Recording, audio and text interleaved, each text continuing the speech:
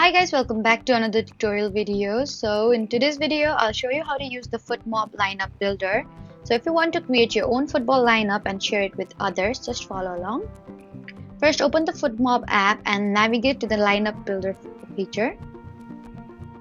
Next, choose a formation for your team such as 4-3-3, 4-4-2 or any other available setup. After that, tap on the position on the pitch. Now search for the players you want to add and select them from the list. Continue adding players until you've filled your entire starting 11. You can also move players around and experiment with different formations to see what works best. And once your lineup is completed, enter a name for your squad if you want. Then save your lineup and use the share option to send it to friends or post it on social media.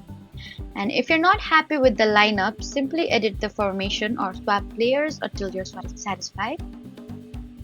So that was how to use the FotMob lineup builder.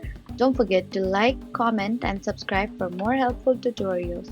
Thank you for watching.